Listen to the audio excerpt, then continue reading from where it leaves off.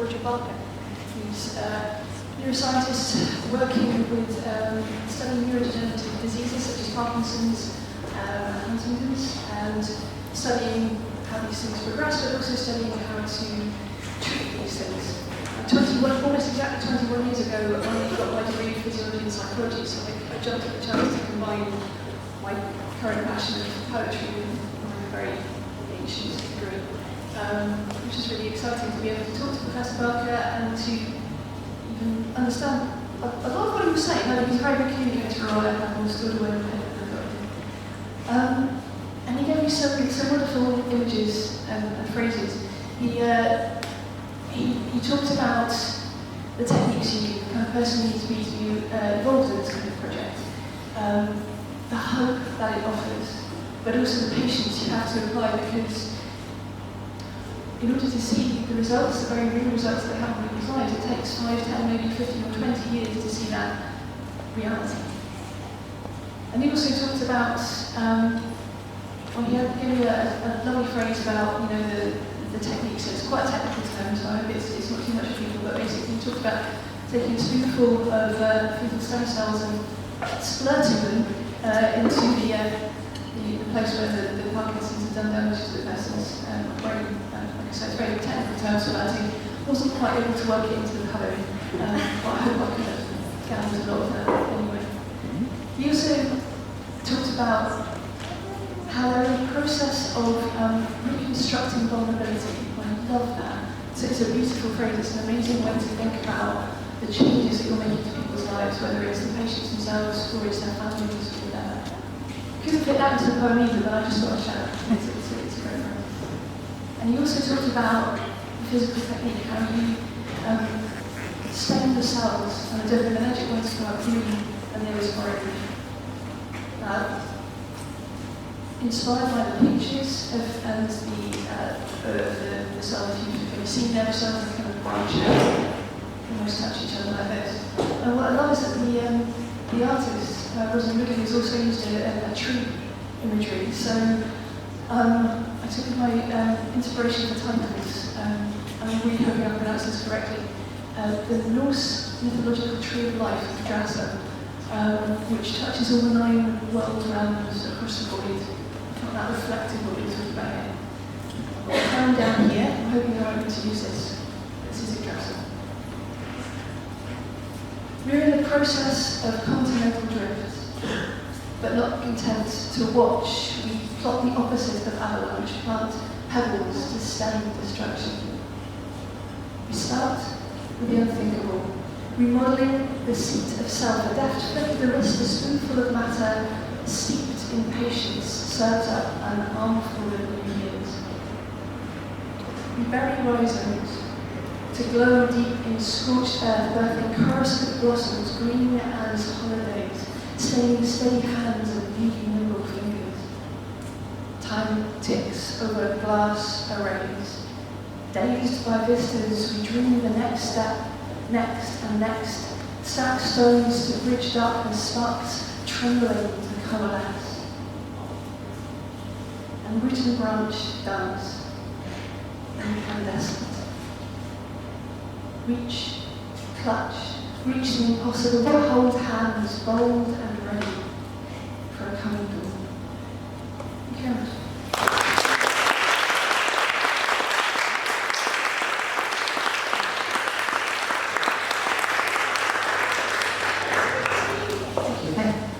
I'm Lamboll. I'm a performance poet. I'm also a physicist. Now, I study solar cells, which sounds like it would be helpful because I worked with Kevin Challenge, who studies stem cells.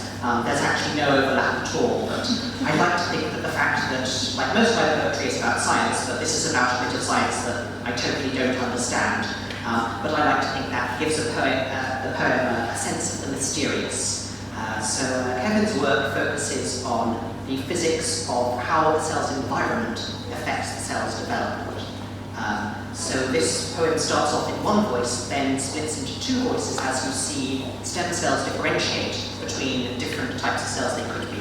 And then one of those types of cells will create the environment that will determine how the stem cells, part of this, then differentiate further keeps going on in cycles.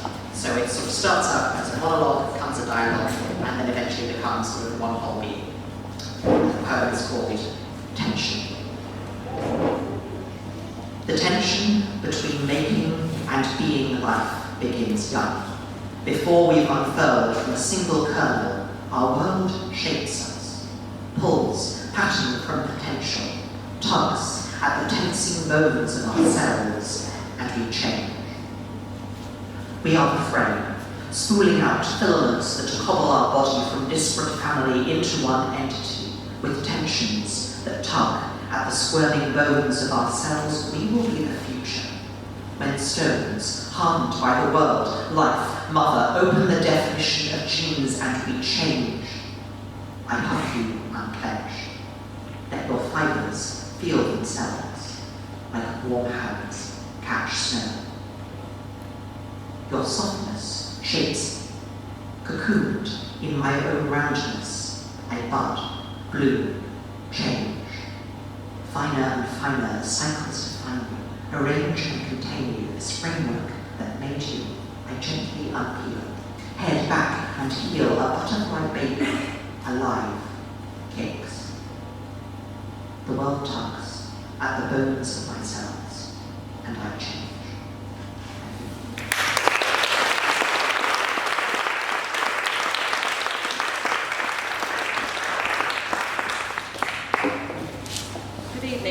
Can you hear me? There's nodding, so good, I must be connected. I'm J.S. Watts, and I am the extremely unscientific poet in this room. I'm a poet and novelist based in South Cambridgeshire. I'm what they call a page poet, so I tend to read from paper, so there will be paper involved in this performance. And I was partnered with Professor Ludovic Vallier, and I'd like to express my thanks to Ludovic and his team, because he took me under his wing, and I explained I know nothing about science. My degree is in English language and literature. I have friends who are chemists and physicists, and they all say, you are so unscientific, what are you doing here? I'm here to learn. And I explained this to Ludovic, and he was fine. He said his knowledge of poetry was compatible with my knowledge of science, so that was a good start. And very kindly introduced me to his lab, to presentations he's done on the subject, to photographs and images, which are where I get my kicks, as you were, and gave me a chance to walk around the labs, to talk to his team, to find out what their motivation was, which was basically stepping out onto the unknown, finding knowledge that no one knew before.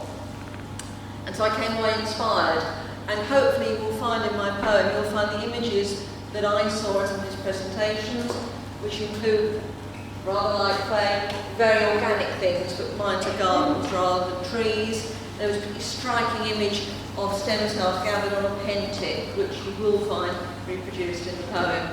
And the concept of Prometheus, because Ludwig and his team deal with basically the liver and the pancreas and all that comes from that. So Prometheus was there from the beginning, and he's there in my poem, because the poem is Unbinding Prometheus. It starts with skin and blood, first gouged and pecked from twitching tissue, punishment for tutoring human presumption, stepping beyond knowledge known. What if we could heal raw flesh, torn out in sun blaze by the root, reconstruct cell by cell a cellular model of human life, an essence of liver, gift back to Prometheus what was taken. Chained to hard, barren rocks, high in the unforgiving Caucasus, knowing what was unknown, humanity's fire thief endures, sharp talons, razor beaks, the foreboding beat of weighty wings, daily repeated torment. The drama of mountains is absent here. The land is calm reason, green and safely horizontal. the only eagles fake and chained to the soil's rich plain to scare away the beat of lighter wings, guardians of mankind's garden. In a garden of new beginnings, dark flowers blossom lipids, cells blooming potential from each stem, the possibility of everything. How far a step onto untrodden land, the unblemished unknown. When you stepped away, I did not notice. Everything is unknown until it is known. See, I could draw anything. Black ink on a snow blank page, the pen tip, pluripotent. Cells gathered at the end, the same. When they grow up, they want to be heart, lungs, liver, pancreas, a map of the human body, chained to unlimited potential, modified to be chosen. Colour me liverish. Tools to see into the yet unknown futures of creation and find a cure for life. It is our own metabolism that lets us down, chains some to chronic disease, diabetes, fatty liver, not always the cause of overindulgence, a thing we can control. The sugars, the fats we love, slowly killing us. Why? How? Our knowledge lets us down, beginnings lost, solutions unknown, disease triumphant. So near and yet so far. We share a percentage of our DNA with a banana, greater with a dog. Chocolate, which we so love, kills poor Fido, who we love too. The difference is in the detail, an unknown we are trying to know. Suspended between theory and trial, we seek salvation with the wisdom and endurance of gods. Cells from the ark of life bubbling with themselves carry a memory of their promised shape. We grow towards hope, a cell at a time, harvesting knowledge from the unknown to repair Prometheus's bleeding guts. A garden of 1 million cells, many millions, feeding on life's soup, oxygen, warmth, nutrition, the excessively prolific split like rampant dahlias to flourish again in separate beds. We are looking for paths through the verdant growth, the life path of a single cell, allowing us to take that first step onto untrodden soil, to know the unknown. Everything is unknown until it is known. Out there are cures for our cells' disease, customized for need, a promise of repair and replenishment, health diagnosed, taking and gifting back to Prometheus the poem of human life through a microscope, an essence of liver, reconstructed cell by cell, a sunburst of existence from the stem, not yet frail fresh, but with its memories, everything known without knowing. Time to step beyond knowledge known, using presumption and hard proof to reassemble truth's organ and unbind Prometheus from the tyranny of skin and blood.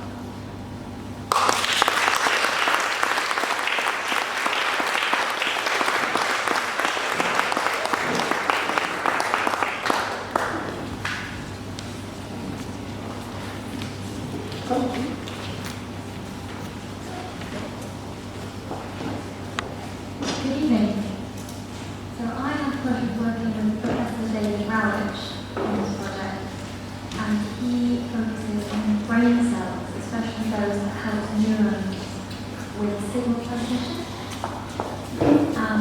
He broke it into two pieces here, one of which was about how the neurons, or how the myelin cells actually form and how they help the neurons. And it was that part I decided to focus on because it sounded oddly magical. He described it as something like Metamorphosis, which is the title of the poem. This is the butterfly effect. Small changes inspire metamorphosis. Ogliodendrocytes proliferate, migrate, differentiate themselves. Postmeiotic remyelinating, they're waiting, then changing. Myelinating, these brain cells grow 7,000-fold, throw up multiple arms to axons. Myelination occurs within hours. This synthesis, protein lipid chrysalis, insulates the axons, promotes rapid propagation of action potentials. Our impulses are electrical, messages essential for life. Across the nodes of ganglia, bare spaces full of sodium, jumping, conducting to the end. Butterfly lives quickly fade, but these cells may live for decades.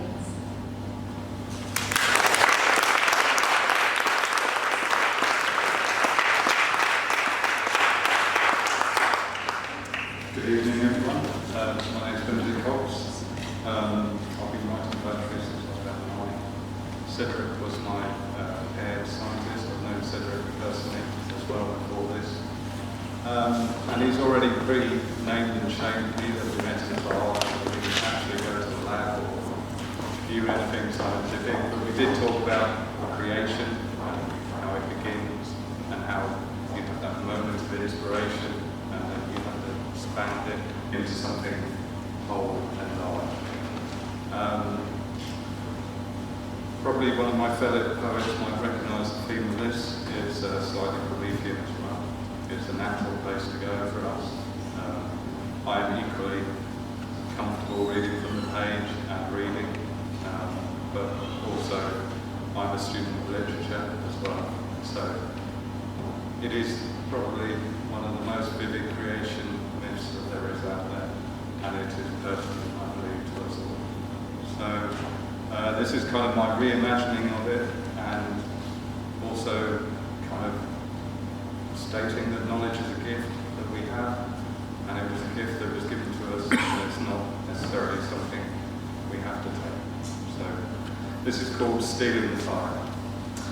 The cold light of the moon briefly escaped the thick veil of the clouds, outlining a figure clinging onto the rocky mountainside. Its fingertips gripping like clamps as one of its feet desperately searched for a hold. Foothold now found, he pushed and pulled his way upwards to stand upon a precipice. Cat-like in his comfort, he rested on 2 inches of unforgiving rock and glanced down at the forest below, till the clouds regrouped, covering the moon, cloaking the view from below. So he lifted his head upwards towards his goal and saw a bright light shining hard out of the mountain, like a beacon guiding safely home. But this was far from